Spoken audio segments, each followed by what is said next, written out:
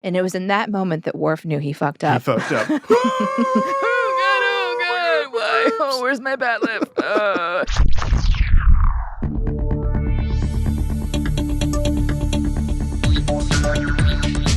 Captain's Pod, Stardate 51-12-22.3. Welcome aboard the Starship's Enterprise, and thank you for joining us as we take a brief shore leave from the world of CinemaSins to explore the universe of Star Trek.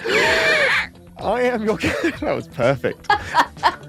I am your Captain Ian Whittington, and with me, as always, her body was found deactivated and dusty on Omicron Theta. It's Ambassador Deneé Hughes. That sounds about right. Oddly specific, but yes, about right. Yeah. How dusty were you? Well, it depends on who you ask, but all I can think about is like menopause. Wait, what? Because we're like, she's been found and she's dusty, and I was thinking earlier about like when do I feel like I'm officially old?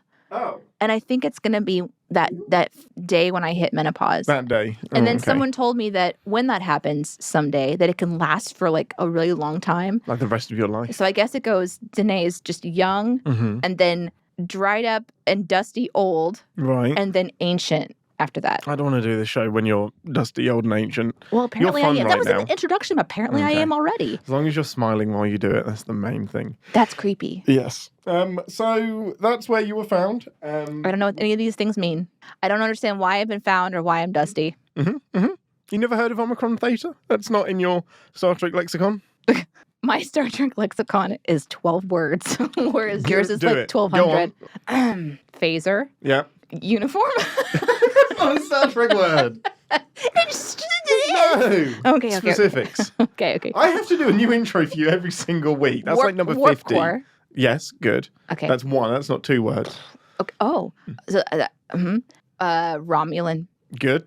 Oh, we're just going to go with... Technically, it's a Roman word, but Star Trek uses it. That's Betazoids. Fine. Betazoid, nice. Yeah. This is great. Ensigns. Okay, yes. Okay. You can't use any other ranks, though. Okay, beaming. Yeah. There's... Fuck, this is going to take forever. You're halfway. I'm doing pretty good. There is so much, Deneé. There are 800 episodes and 13 films. I already say phaser. Yes. Yes, you said phaser. I genuinely forgot. Phaser, I barely knew her. Okay. Oh, there's this hyperspray. Yes! That's a good one. Hypospray, but Fuck. That's fine. Okay, well, that can... Does it count? That counts. Okay. You got the gist of it. Go on, 5 more. I think I can name 12 starships. Oh, the Enterprise. There we go. Nice. Voyager. Yes. Deep Space Nine. All right, I've made this too easy now. Portal. Portal? No, I'm not giving you Portal. Fuck. 2 more. Borg. Good. Can I do that? Yep. That's plenty, right? 1 more. Oh, we said 12. Fuck. I want it to be like really interesting. I mean, I can name that people's ship names. sailed about 7 things ago. And yet you continue to make me do it. What I hate is at home right now, the listener is like screaming. Yeah. Like, Just let's Star say Trek that words, screaming we all have of someone that's just on the treadmill. Yeah. And the people beside them are just wondering why they're screaming out random Star Trek references. Yeah. And it's my fault. Just say the damn thing. I was going to give you one then, but I didn't. Universal Translator. Good enough. Okay. So now that that's done, we have finished our run on Lower Deck Season 3, which was a lot of fun. If for some reason you're joining us now, go back and listen to that because Lower Decks was a lot of fun to review. Yeah, we have several different scenes that we've gone over. So there's Strange New Worlds, there's Picard, Lower Decks, and we have them separated out by seasons. And sprinkled in sometimes there's some interviews, so you can kind of find those. We're now in the sprinkling phase between now that Lower Deck Season 3 is finished and Picard Season 3 doesn't start until February. So we have some sprinkling to do right now. Which is the dangerous part because the last time some sprinkling happened, we ended up having the episode where Beverly is having relationships with an alien that lives in a candle. The Sacred Candle episode. Yeah. Which is one of our best performing episodes. Surprise! Really? You perverts. Yeah, absolutely. We're going to get to hear Deneé talk about the Beverly Sex Candle episode. Let's go! Do it. Yeah, shocker. Spoiler alert. If I didn't mind it, I guess. It was kind of weird. Fine. That's good. It's bonkers. Would you watch it again, given the option? Yeah, I think so. I don't know. There's so much TNG to get through, which is why I'm excited about today, because I know we're going to watch a TNG episode. So there is going to be, buckle in, a theme to the episodes that we're going to go through and that you're going to watch. Oh, can I guess it? That's the That was my thing. I was going to ask you to guess it. Okay, it's Star Trek related. Yes! I mean, there is a sub-theme other than Star... we're going to start on Dallas TV, the TV show from the 60s or 70s, whenever it was. Yeah. There's a poll. Yeah. But no, it is Star Trek themed, but there is another sub-theme that you need to guess that will become clear at some point, and you're welcome to guess at home, but please do not tag the ambassador. So we're going to watch the episode and then I'm able to guess, or do I have to guess? No. So all of these next episodes that we watch together over the next few weeks or whatever are going to have a theme that ties them all together. Okay. An important theme. Okay. Survival in space. Good. Great. I mean, yes. Alien encounter. No, more specific. Oh. Death by phaser. No. You can stop guessing. Okay. It's okay. So, the first episode that we're going to be watching today is Season 1, Episode 13, I believe, which is a data lore. Like, is DATA space LORE? DATA/LORE. Okay, well, I guess I know what's going to happen today. Uh-huh. You excited? I've never seen this episode, but I know that he has a brother named Lore. So you know he has a brother named Lore. This is the origin story of Lore, essentially. So, all the way back in Season 1. Season 1. Things look different, so be prepared. Dun, dun, dun, dun, dun, dun, dun, dun. The theme is Lion King. But no, with that, we will see you guys for full debrief and 10 forward after we have watched Data Lore. Or Data Lore. Data. Data. It's data. You can't say data. Data. You'll be railed. There's an episode where somebody calls him Data. And he corrects her. I said data. You did it in one episode. Once. Yeah. And I couldn't sleep for weeks. I think you made me edit it out. I did. Yes. Because I was like, we can't do that. I'm going to get bullied. The internet's going to bully me if we leave that in. I will be murdered. I was like, no, the internet's famous for being understanding.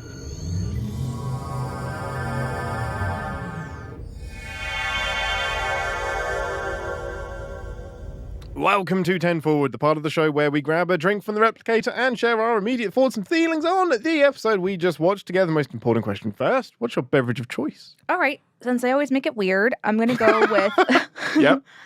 the Android floaty hand juice. The blue floaty hand juice. Well, you just stole what I was going to drink. Do you want it pre-Androided or post-Androided? I'll do the post-Android on the off chance that I have some sort of nanotech that I ingest and become a superhuman. You want to become more than you already are? Yeah. Yeah, let's like enhance and see if I can actually predict some things like purposefully. Like if I could wake up in the morning and predict what I'm going to wear, that would save me time. Wait, for example, that's in your control. Yeah, it's a whole thing. I lay in bed and it's essentially like playing an app game where you're just like flicking through your entire wardrobe. Worst. And I'm like, but if I put on these pants, then that would change this shirt. And then if I add these suits, it would do this thing. And so if I can just see it, then I can just know it's done. You just sniff test and put it on. That's part of the process after you realize that it hasn't been washed and it's over in the chair. And technically that might mean that it's still clean because it's not on the floor. Amazing. There's a process. So there's the we're not here to talk about laundry. we're about to get on a real tangent. So the crew of the Enterprise pays a visit to Omicron Theta, the planet where Data was discovered by Starfleet 26 to 29 years ago. To their surprise, they discover another android identical to Data in almost every way. Lore. Excited to no longer be alone in the universe, Data dives into Lore's history and quickly discovers that his new brother may be hiding some dark, snowflakey secrets. Yeah, I didn't see that coming, by the way. I mean, there's no reason you should have done. The only I didn't know that's when the snowflake was introduced. Well, exactly. And nobody would have known that. Which means that the theme is snowflakes. Yes. Right, we can finish the show now. Guys, thanks so much for joining us. No more episodes until February. Sorry. Long and Podsper. We'll see you later. All of that. Bye. So, overall thoughts and feelings initially. Well, did you like this episode? Oh, I really wanted to. Okay, so I loved Brent's, like, the way that he acts was really fun, and that was the joy of this episode for me. Yeah, you get to see two sides of him. But they're a dick to Wesley, and they trust an insane android so quickly, and it's just, I feel like I'm missing context. Like, maybe if I had watched the season... Nope. From the beginning until episode 13, I'd have a better understanding of like how they're treating Data. Do you know what I mean? Because in my mind, I'm kind of more in the later seasons of TNG, and he's just this different kind, almost like a more developed character, and they have a different rapport with him. And obviously in season 1, they're still almost trying to explain to the audience about their curiosity of how this android came to be and why he looks like a human and how he can do all this stuff. And this is answering those questions. But out of context, I was thinking all the time, like, why is everybody being a dick to Data?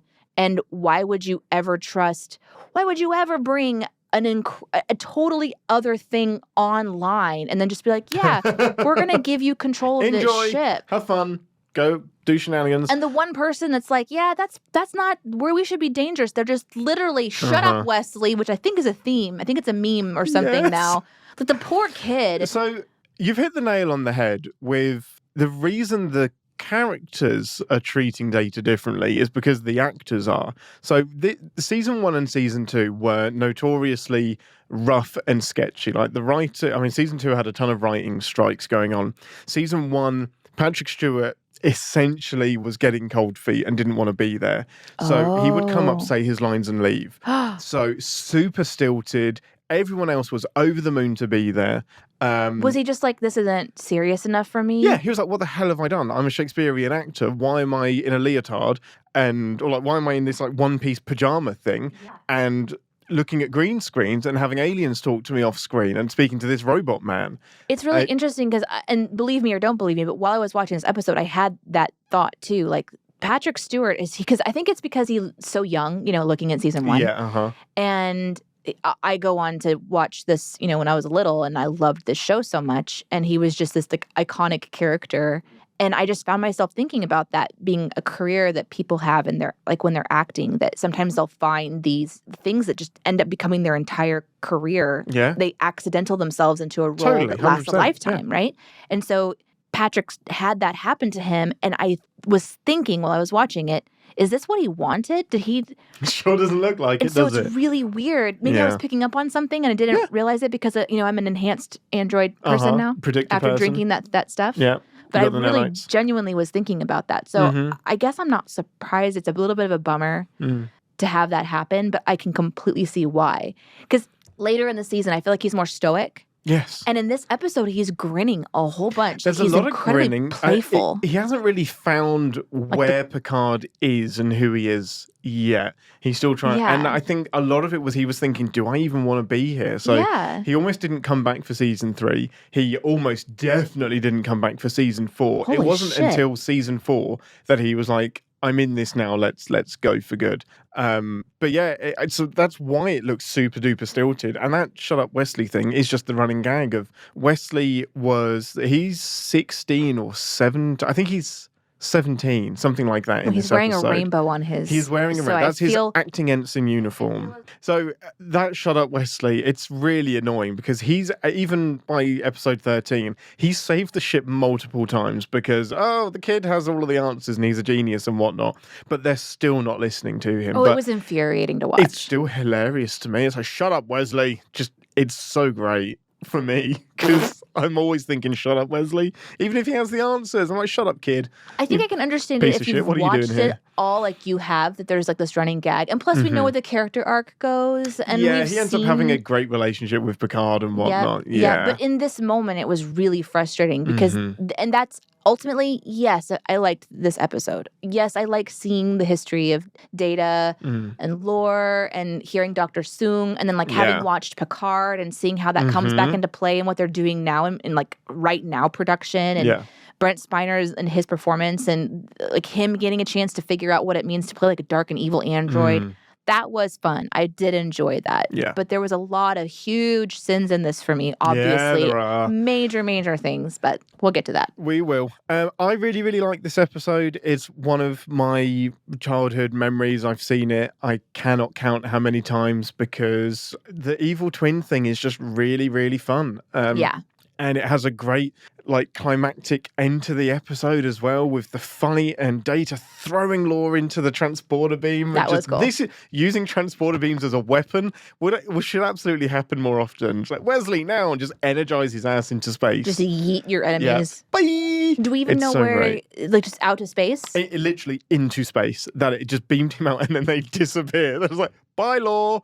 They don't pick him up. They don't do anything. They just beam him into space. And they're very casual about it. But again, that's a sin. We'll talk about that later. Warp 3, get us out of here. Does that come back around later? Yes. Okay, I would assume so. Mm-hmm. Okay.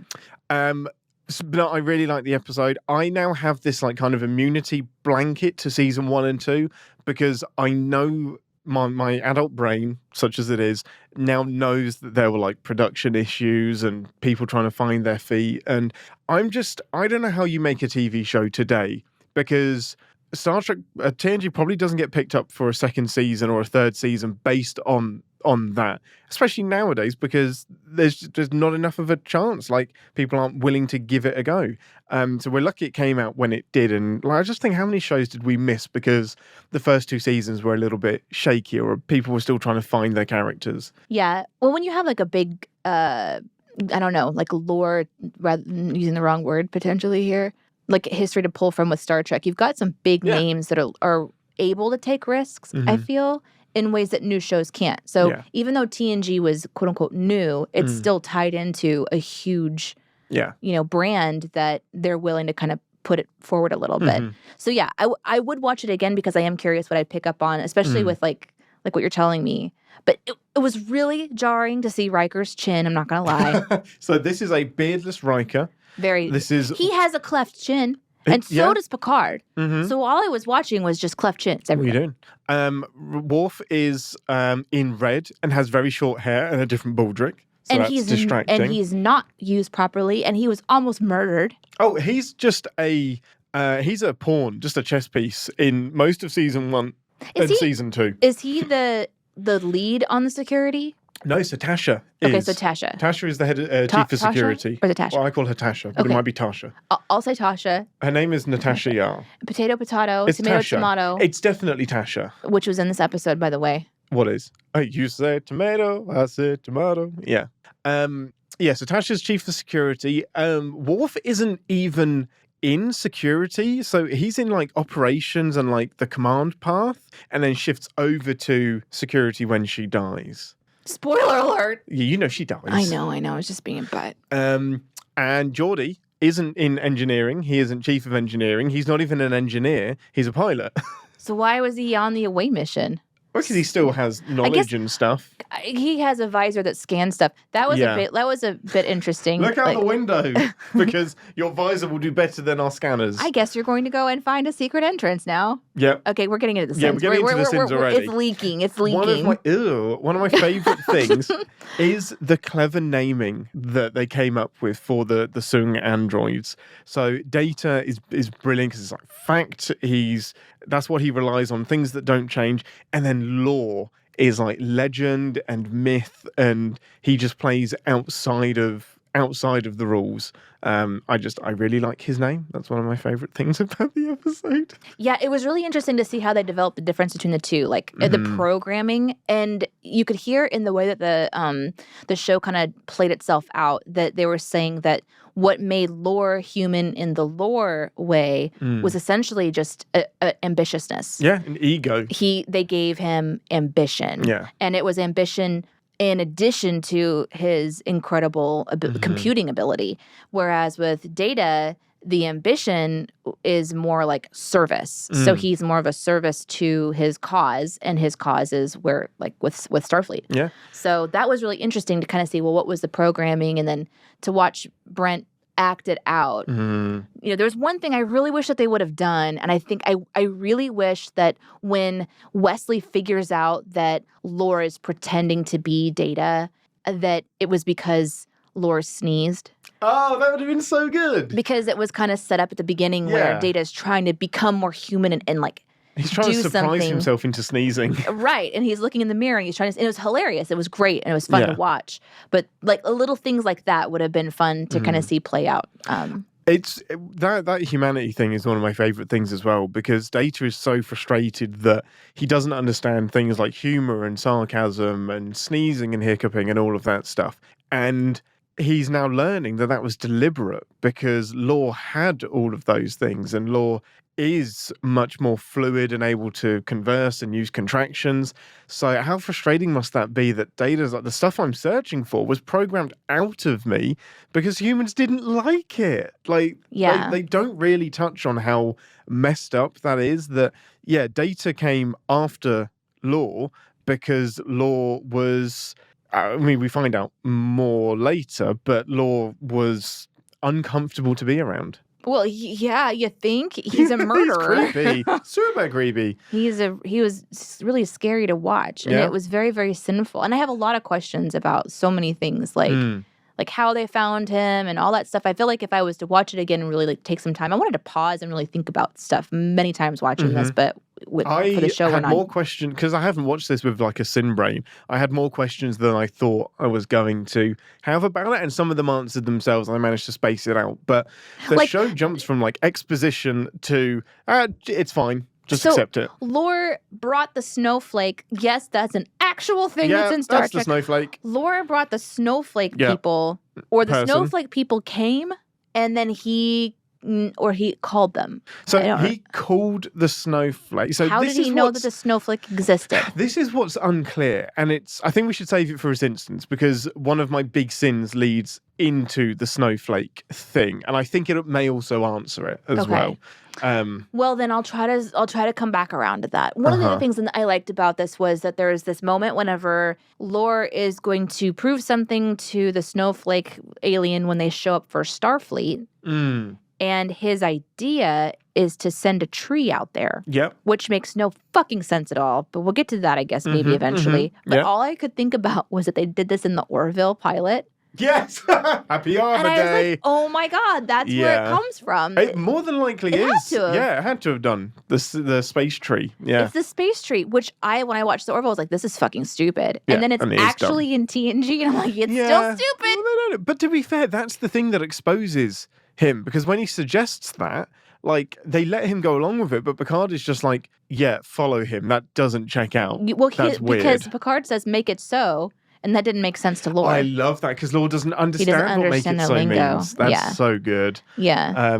Lore is like all of us when we meet a Star Trek nerd. Yeah. We're like, wait, what are you talking about? Do you want me to go? What does that mean? Was that a proposal? I don't understand. What are we doing here? Am I kneeling? Am I grabbing a ring? Like, what's happening right now? Yep. There is some like clever stuff that I really like, and it's when Lore is at the helm and he's like having like the coordinates explained to him, and then Riker says, "And the square of the hypotenuse." Or whatever it is, and Lore just like verbiates the theorem for Pythagoras, and then goes, "Oh yeah, no, I don't know that." But I was like, I love that they give Riker some brains. Like he's trying to trick Lore into giving away how clever he is, because he knows he's got to be as clever as Data, but Lore wants to hide that. Just Riker. I can't not sin. We need to get to the sins. Okay. Because that drives me crazy, though, because there's so much information about how they shouldn't trust this guy. Yeah. Can we please? Let's do it. Fine. Get to your fucking battle stations, everybody. Battle stations, everyone. Warning. Warp core collapse in 10 seconds. This is the part of the show where we re-engage our sin brains, although I don't think the ambassador ever disengaged it, and remind ourselves that no TV shows without sin, even our beloved Star Trek. Deneé, go for it. I really had the hardest time.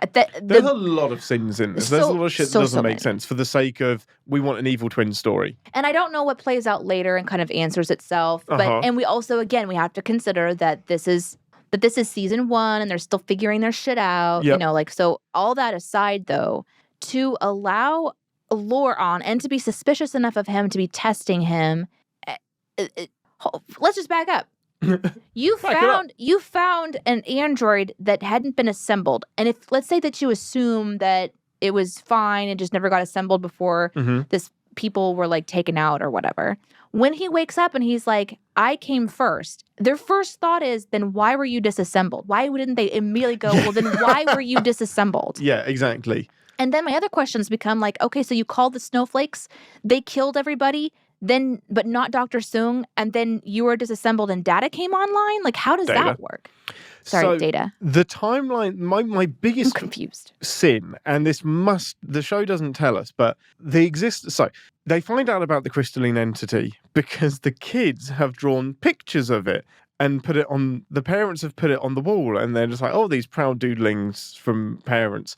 Proud doodlings of people running away in terror. Right. So if the snowflake has attacked and is killing everyone, how did they have time to doodle it and doodle the people running away and then have that displayed as artwork? Which means there must have been more than one attack. Right. But I'm still just like, why are you putting these doodles on the wall when you should be evacuating? And where is that poster for me to buy for my house? That too, because who doesn't want children doodle art of snowflake murder? So I'm even misunderstanding something, because I assumed it was Law kind of sent out a distress signal of some sort. Oh, that's one of the terms I should know. Yes, nice. Always valuable. And the snowflake just happened to come across. So what makes much more sense, but the show doesn't specify, is that the snowflake comes along, destroys some of the planet, leaves, and then the colonists hide from the initial attack. The snowflake goes away. Law learns about it and says, hey, come back. You didn't have all of your dinner. Here's how you can get to the colonists when, where, and why. So there's an initial attack where the kids have done their doodles. They think they're safe, so they come back out. And Law says, hey, come back and get some more dinner in exchange for whatever. But then who disassembles Law? But in that period of time, I think Law gets exposed and gets found out, and they disassemble him, and Data is built. Or Data was there at the same time and had a memory wipe and was just ready. We don't understand what was overlapping. I don't think Law and Data ever overlapped. So I think they took him apart, Sung rebuilt another one, and then the crystalline entity returned to have some more din-dins. Send us your theories, everybody. Please, send us your theories, because this is confusing to us. Tell me that I'm missing something, because that timeline is strange. When you look at the episode just as a standalone piece, there's definitely some things. But like for me, even the crystalline entity and them trying to figure out or say like what Lore was doing and how he got there and how he came back on, because it's like his perfect plan happened. Eventually in the future, a civilization finds him that can reassemble him, and then he has like a power. He has an entire ship to himself if he wants to. Like he's like, great, I've come back online and my dreams are coming true. Somehow magically that happens. That's all stuff I can kind of like, okay, we just haven't figured out the timeline yet, or we're just writing stuff without really thinking it out because production or whatever. It must have been. Well, it's the writers were like all over the place. But it doesn't change the fact that you have Starfleet that have put an android online and just let him walk around. Now, I guess Data is trying to track him, but why aren't they talking to each other? Yeah. Why isn't there like, I have suspicious behavior. I see some suspicious behavior here. And why are you yelling at Wesley? Well, because he's a bit of a dick, that's why. He's not a dick, he's right. Yeah, but that's only because the script made him right. He's a kid. A brilliant child. Ugh. No. Wesley is absolutely right. He gets a raw deal in the early seasons, for sure. My biggest problem with the timeline is that in order for Law to be disassembled, he must have made contact with the crystalline entity and said, hey, have all of the colonists if you free me. After that happens, he gets taken apart. So either Data was already under construction, or Sung then had to build a new android from scratch and it have time to interact with the colonists. But it's just so strange, because we find out later that Data did have time with the colonists. He just can't recall those memories. So it's like, how long did it take for Law to message the crystalline entity and for it to return? Because it feels like it was years, but who knows? I don't know. And there's something we're missing there. One of my biggest sins linked to that as well is that this Federation colony was destroyed. The Tripoli turns up, collects Data, and then fucks off. And then like 26 years have passed, and there's still the mystery of Omicron Theta, because in 26 years, nobody's investigated how the colony disappeared. They still think there should be farmland down there. So the Tripoli didn't scan the planet at all. Like, what? I'm super duper confused about that. How, like, they found Data, knew the colony had been destroyed, and then just left. Let it go. Just let the mystery go. Somebody forgot to file a report. Clearly. I'm pretty sure, Captain. Clearly. Because for a second I was thinking, wait, did the crystalline entity come back after they rescued Data and then destroyed the farmland? Did it make 3 visits? I feel like the next thing in your future is going to like get a lot of paper and pen and like Post-it notes and just create your little timeline. Like the red strings that are like connecting. I was like, it's got to be this. Yeah. My sin of them getting to the planet was it. You know how a lot of times like they land and then they scan. There was not a lot of scanning going on. It was just immediately they were just vocalizing about how they'd figured out that this planet had been like XYZ had been happening for such a time. And I didn't really understand that. But that's okay, because we're just trying to get to the part where Geordi finds a secret cave entrance and just opens it, and they just go turn the lights on without any concern. His eyes can see the scene. That's fine. Yeah, okay. But we're still... Does no one play D&D in the future? Like, you check for traps. Check for traps. I think his visor did. We're supposed to believe that his visor is OP in the early seasons. Send in security. Yeah. Send in some people that, like, look around. Send in data.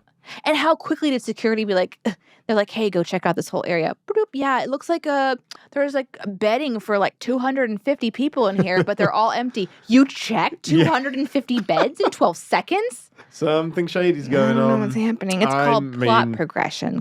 We need to get on with this is the sin there for sure. For sure. One of my sins with the lamb was that, wow, it still has power after 26 years. Like, was it just in standby mode the entire time? Like, everything in there works. It should be decrepit and broken. Including the lab. Including the lab, conveniently. I don't know if I would sin or I would, like, give a sin back or do one of those wishy-washy moments where when you're watching something, you're like, this is kind of fun, but also, holy shit, it's annoying at the same time. This is weird. And it's when they walk into that lab, the music is like, this is really important. Watch this. The things that are happening now. It's so loud. It's so big. And like you can see the director's instruction. You've walked into a room. You're looking around. This is shocking. 5, 4. And now you can talk to each other.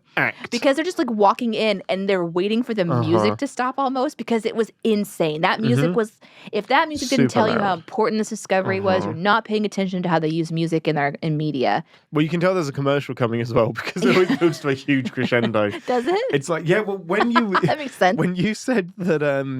I think Law's going to end up being evil. And I'm like, is it the music that's telling you that? Because before we even know... what was that part? That was funny. That was when Law was like doing the computer download and he's looking at the screen and learning information. And then it goes, bum, bum, bum, bum. So my hope... Commercials. I was like, yeah, he's evil. So that's when they're back on the ship. Yeah. And Data and Law are talking back and forth. And... Data just, it's like, brother, you this, brother, you that. Yeah. And it's like, just because we look the same and just because we came from the same person, we're just going to assume that this is a good person or whatever, even though he's clearly fucking wacky, batshit you crazy. Find a robot that's in pieces in a cave. It's probably because the robot did something wrong. That's creepily smiling at you and twitching. Yeah. You know, you don't just turn that shit back on. Anyhow, so Data's like, yeah, let me give you my console to do whatever you want with. Do you need some tea? Peace out. And he leaves. And I said to you in that moment, I really hope that Data is suspicious of Lore and is setting Lore up to make him think that he's dumb and leaving so he can like watch him and learn stuff. And you said, is that what the music is telling you, Deneé? Because the music was really creepy. The music was like straight to a minor key, really, really loud. It may as well have been bum, bum, bum. I felt so bad too because I was like, you're right. I know you're right, but I want you to be wrong because everyone should be suspicious. Is it because I don't know. I've seen a lot of content and just robots. I mean, I think we were always supposed to, us the audience were always supposed to know he was a shady MFer. But Data is so hopeful. And I think, I mean, he is a bit naive at this point. And also he wants to not be the only android in the universe. He is desperate to have a brother and to have another android. And that's my favorite. There's two, you pressured me into ReSINstance way too quickly because I've got 2 positive things that I haven't talked about yet. Okay, I mean, one, you should smile more. Point the first, Captain. Nice. Point the first is that I love Data's exploration of I'm not the only me in the universe. It was really sweet and sad, really, wasn't really it? Sweet. Like he wants to belong somewhere. He wants to belong. He wants like a people. He wants a brother. And he's like immediately like mentoring him and saying you'll eventually get a Starfleet uniform when you do this, this, and this. Can I talk about a sin now? No. And he's just really, really disappointed because his brother ends up being evil. And he's like, well, I wish I was. You make me wish I didn't. You make me wish I were an only child. And I've felt that.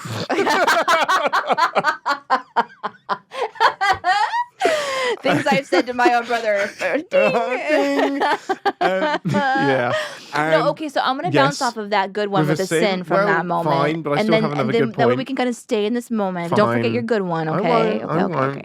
So the sin for me in that moment is that Lore listens to Data say, this is how I got to be in Starfleet. It's 4 years doing this, then 4 years doing that, blah, blah, blah.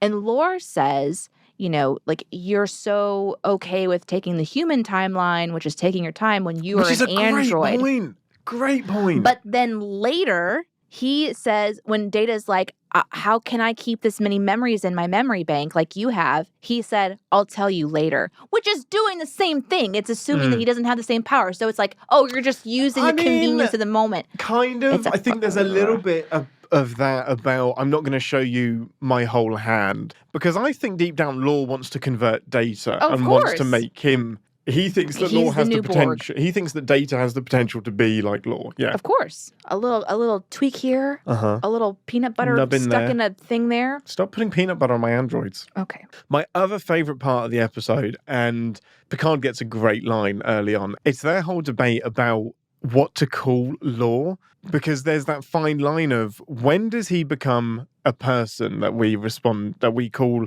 a he or a they? Because at the minute he's a bunch of parts, he's a bunch of metal and circuits.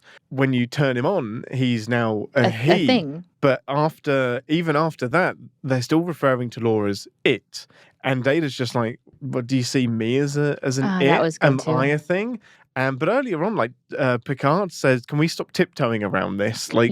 We know that Data is a machine. We're also machines. We're just different machines. We're biological machines. And I love that. It's like, that's one of my favorite things that Picard does, is just cut through let's not tiptoe around this. We have to talk about this stuff. Yeah, there's like a little bit of an eye roll thing leading up to it, though. Like I can't remember what they said. Hold on, let me see if I can find it in my notes. Oh, does he have all your parts? He goes, does it have parts that we can turn on? Can we turn it on? And I'm like, why is everybody acting so uncomfortable right now? Is it because they're making sexual innuendo jokes? And then I realized it was because of the android. Because the only thing that separates Law from Data at that point is that Data is assembled. So it's like talking to your Lego set. But they're delivering the lines, try not to laugh. Like you could tell that there's a whole outtake reel that we're missing from that episode. Yeah. But no, I really like that stuff. And I like Data wrestling with, am I an it? Am I a he? Like what? Am I like he has to then figure out what makes me different? I have so many. Okay, we have to get through them so many. Come on. Okay, listen, I'll do a nice little a compliment leading into a sin just to lube up the situation a little bit. Yeah, go on. Okay, so to talking about all the different pieces of lore reminded me that the prosthetic department had a lot of fun on this one. Yeah, I mean, there was no need to have the butt in there, but it was like, we're doing the butt. There's an android ass. Brent Spiner. Thank you. Get in this mold. Did you actually mold his ass? We need a mold of your butt. We have questions. Yeah. But there's also, the prosthetic head that we look at, and there's all these different parts and pieces. That was really fun. That's so much fun. It's great. There's a really interesting moment, which I think would be the thumbnail of the video, should we ever send this. And it's when Data picks up the prosthetic sort of mold the mold of face, his face, yeah. And he puts it onto his face. And my sin for this moment would be oh, you didn't think about this this was not a great idea, because he takes it away and the makeup from his own face is now inside the mask. Yeah, that happens. That was kind of a fun one. Especially in the early seasons, if you watch for any console that Data touches, he always leaves a powdery residue wherever he goes. And the palms of his hands are often white or pink because... the edges of his neck and stuff. Because he sweated it off. Can you imagine having to get in that every single He would have to get there at 4 a.m.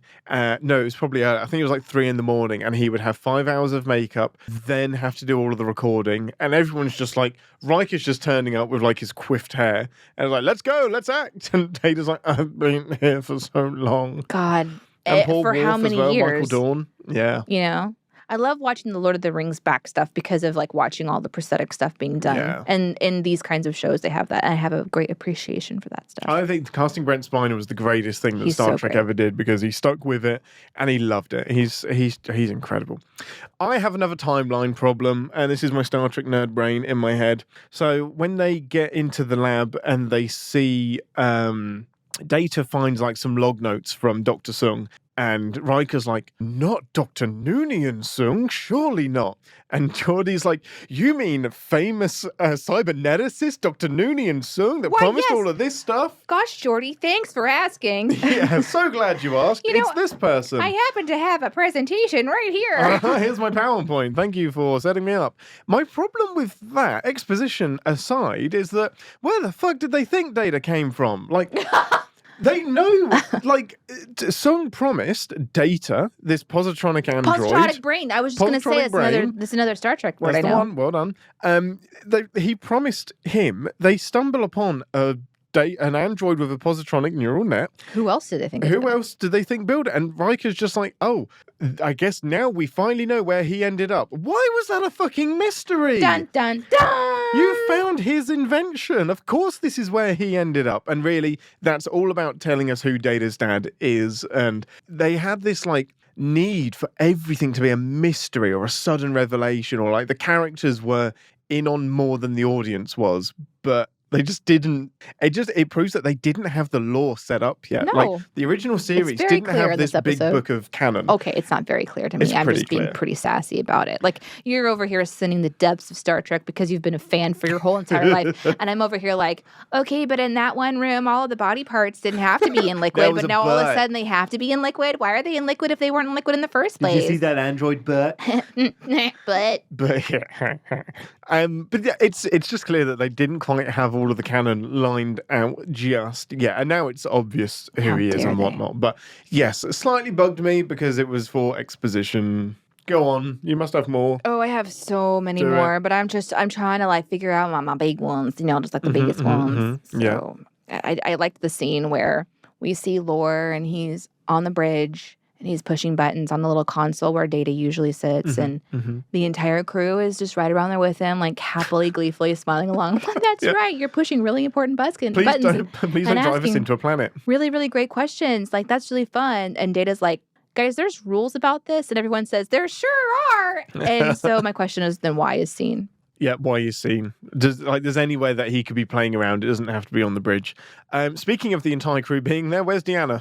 Well, wouldn't a psychologist have been great? Even though she can't read Data's mind, she can absolutely do a psychological profile of, isn't Data acting awfully a lot like an evil version of himself?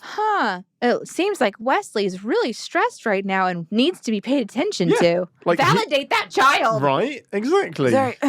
Yep. However, one of my other sins is that Wesley couldn't have fucking known for certain that was Data.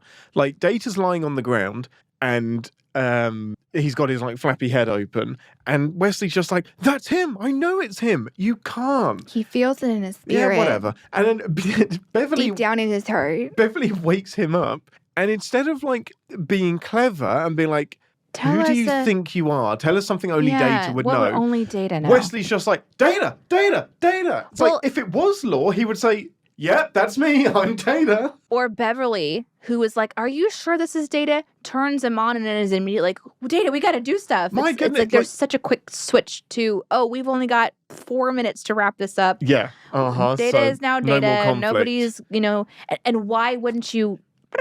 Hey, Captain, I just want to let you know we woke up the android that is Data. We've got a problem. Right. There's no security. No force field. Until there's a drama down there in the shuttle bay because he's talking to a snowflake or whatever. I don't mind the tension. It was interesting to see the tension.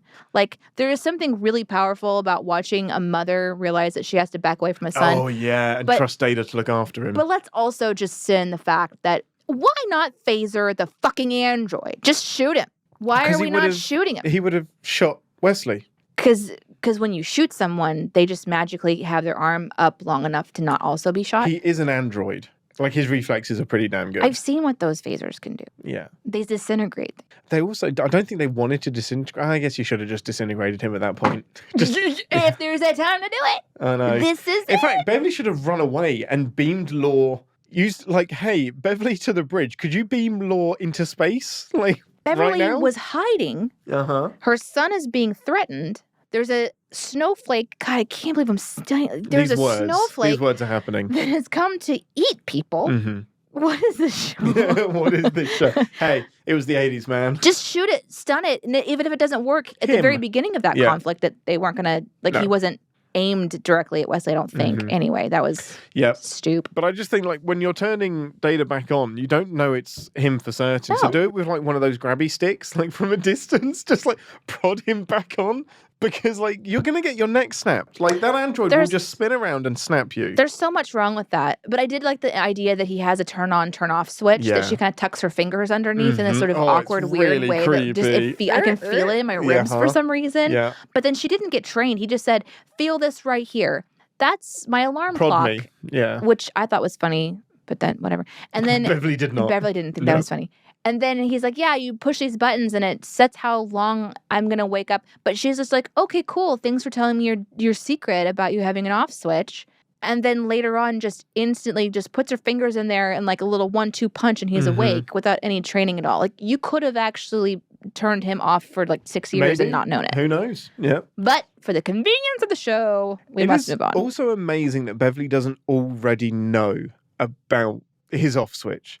Because everybody has to report for like a physical when they join the ship. So you'd think that either the people that were assembling Data knew about the off switch, or like his commanding officer should know. Somebody should know in case the android goes rogue. Like we should know how to turn him off. I can hit people over the head with a hammer, and it will stop them. Or you shoot him. Yeah, but you don't want to vaporize Data. Why do you want to kill Data? I want to kill Lore. Okay, fair enough.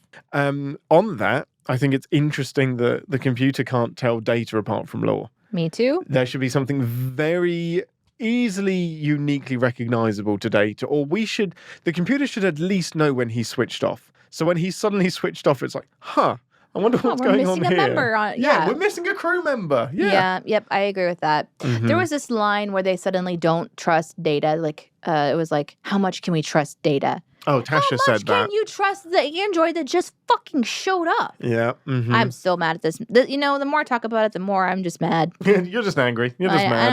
I don't like this anymore. On the Data acting suspiciously thing, when they say that Lore is looking up, no, they say Data's doing something. Lore's taken Data's place and Data's doing something, and Riker's just like, hey, Wesley, go and check that out. See if Data is okay. Don't send the 17-year-old. He's going to get murdered. And then don't be mad with him whenever he's like, my favorite android buddy's in trouble. Fuck this episode. Wow, man. I never thought I would get Deneé turned off of TNG. But don't fucking touch Worf. I've managed also, to. Excuse me. But I love that How did he survive? Much. He shouldn't. He should be dead. He should have broken his ribs and then his neck. Oh, and the way that he makes that oops sound.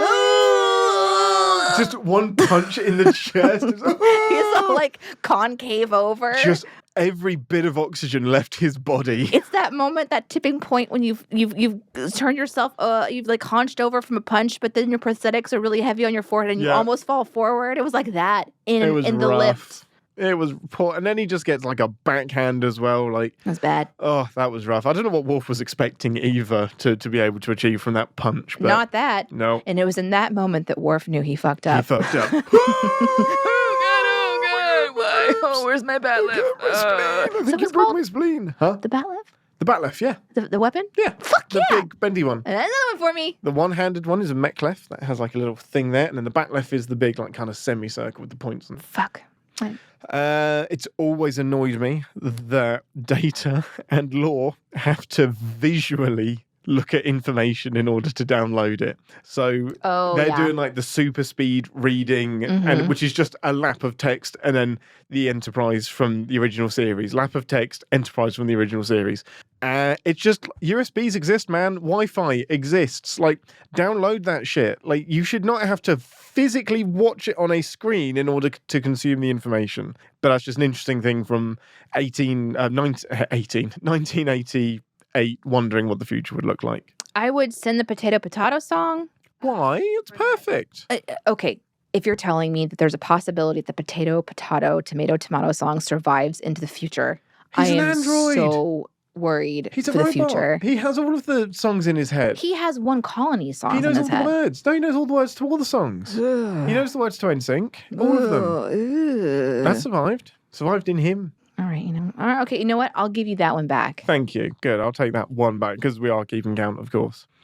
This was a really dumb one, and Star Trek does this so much. Its person gets called somewhere and then immediately called back. So, like, Taylor gets called to the briefing room, and they're like, "Are you okay if I go?" And Chief Engineer Argyle is like, "Yep, we've got all we need at the minute." Taylor goes to the conference room, is there for 2-3 minutes, and then, look, we're ready for you now, Data.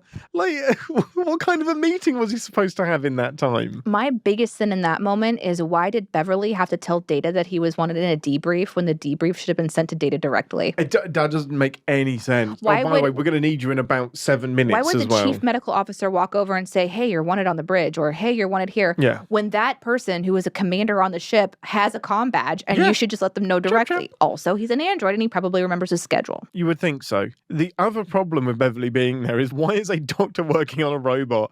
Like, just because he is in human shape, this could just be a cube of circuits, and Beverly would not be working on it. She does have a steady hand. Just because it's in a human shape. She has a steady hand. Doesn't matter. So does Geordie. She's a surgeon. I know she's a surgeon, but I'm not going to get her to fix my iPad. Like, because she doesn't know how to fix an iPad. She clearly does.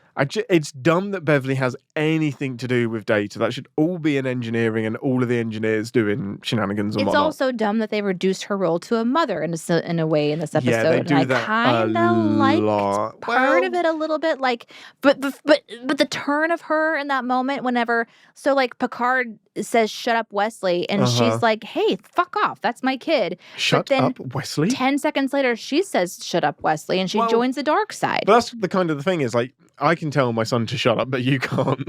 Yeah. You would never get like a shut up Riker, would you? Like, as much as Wesley is overstepping, they're not respecting him as an officer as well. Like, even if you have a problem with him, put him in the brig, get him off the ship. Don't tell him to shut up. You continue to That's just not, it's not a good way to communicate. It's really not. It's really not. But I do love Beverly's indignant, "You're putting me off the bridge." And he's like, "Yeah, doctor, just check your kid out, okay? If you're going to bring your kid to work, then you need to make sure it doesn't cry." Well, he allowed it. Yeah, I know, but he backpedals on it. So I'm like, that's just an awkward workplace thing. I'm fine. I'm done with my sins. I'm happy with this episode. The hardest part of sinning is that, still technically I'm having a good time. And there's huge holes in this one for me. But I still have a fun time with watching Star Trek. So we sin because we care. We can't really turn the thing off. No. But like, maybe the last part of the episode as a whole that I had struggled with, that I think has been answered because of just where they were in the creation of the show, is how absolutely casual they are. We've talked about this. Yes. We've talked about this with Strange New Worlds too. Yeah. And I've kind of landed that I think it's because Starfleet, what we don't see is the training that they go through in Starfleet. The desensitize, this is they just have to desensitize. Day. Yeah. Another day at the office. They go down at the very end of the show, at the very end of this episode, and they realize that this major problem that they had has been beamed out to space. And it is as if everyone just is like, anyone want to go for hot dogs? And anybody hungry? Like super casual. No, are you okay? Yeah. Do you need to go talk to Counselor Troy? You're almost murdered by a robot. Like, none of that. It's just like that was weird. Oh, okay. Hey, Riker, do androids dream of electric sheep? You know what, sir? I don't know. It was so casual. Or something? And I had that note throughout, which is why is everyone so casual? It's just such a casual response. Well, I had to wrap it up so quick. And the snowflake is just like, well, guess there's nothing to see here, and then just leaves. It just leaves. Yeah, it was very confusing, and I found myself asking like more questions than I ever had before. No, that's fair. Anyway. We did miss a huge positive, and I know this is a positive of yours as well. How beautiful is the snowflake? Oh, it's so pretty. It's so pretty. It's even pretty by today's standards.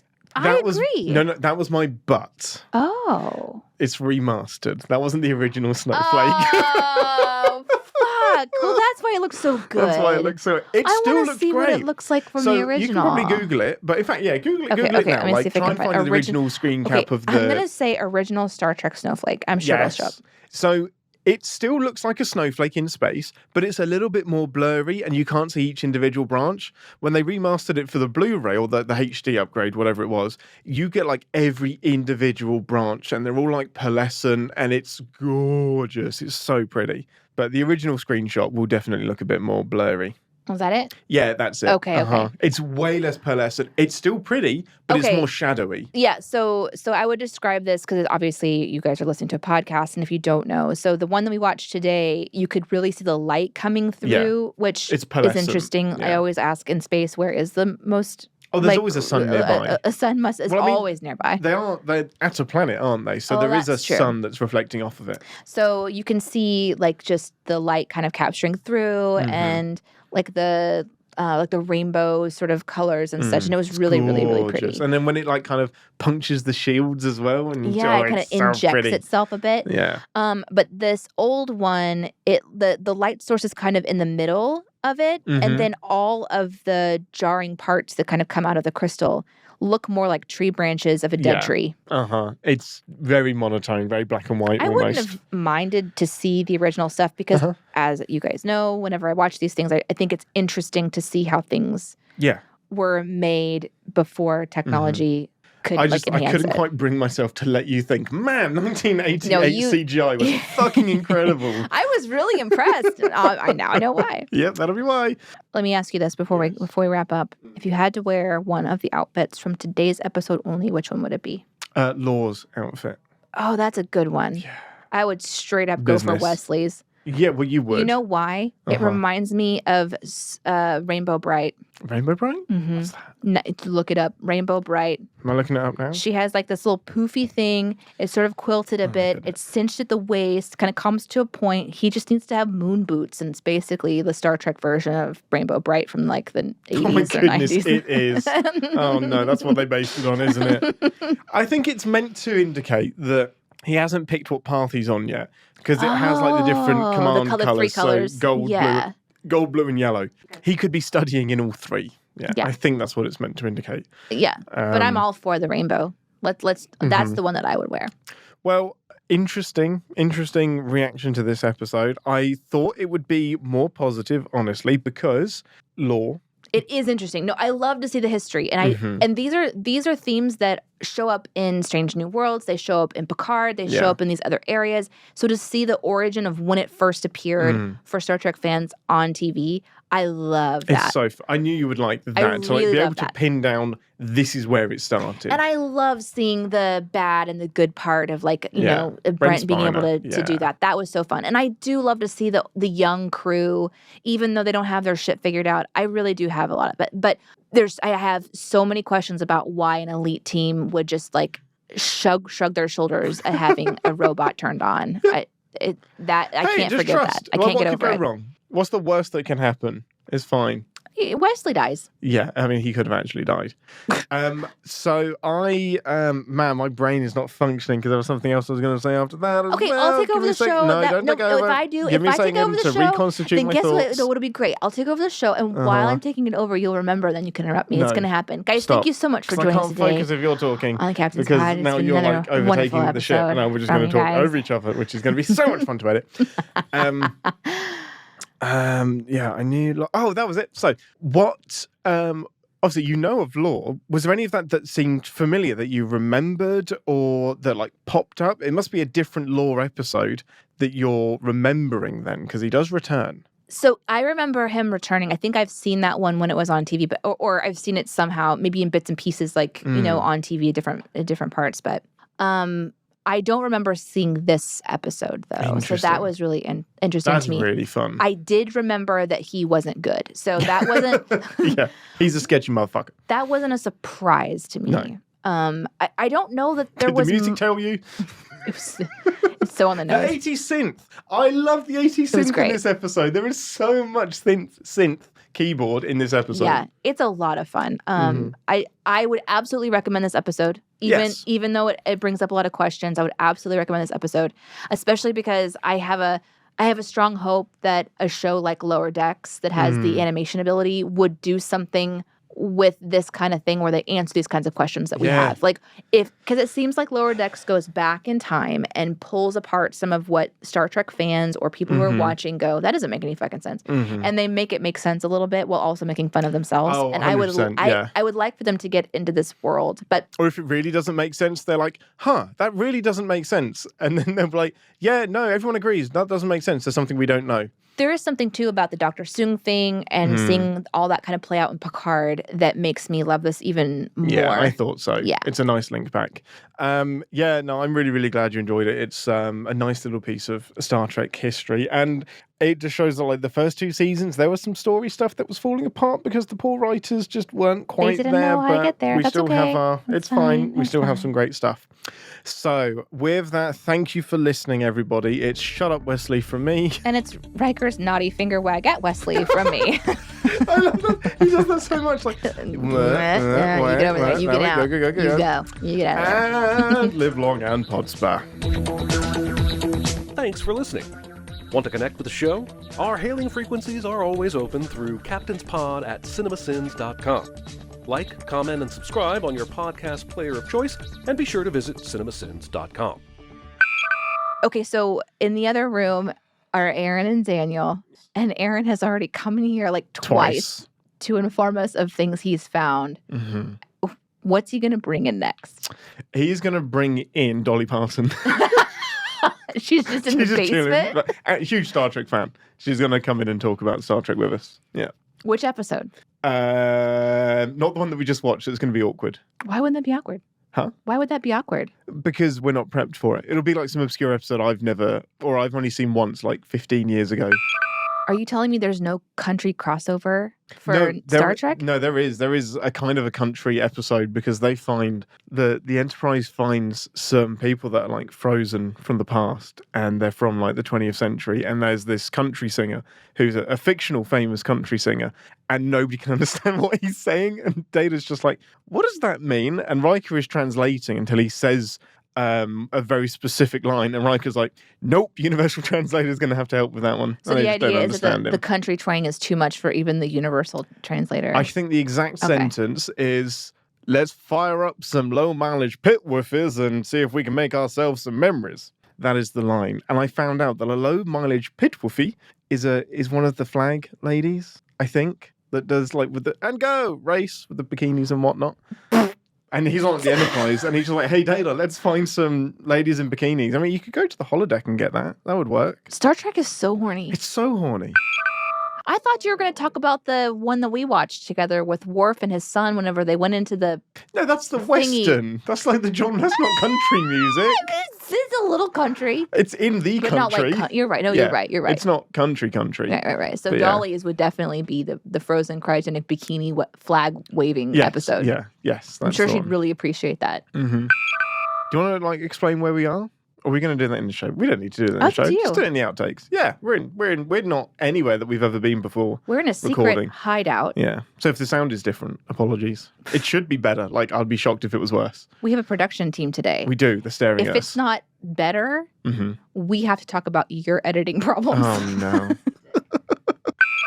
I don't know if we should talk about where we are. It is a little top secret, you know, like we're actually in a top secret bunker right now. Uh-huh. Yeah. Yeah.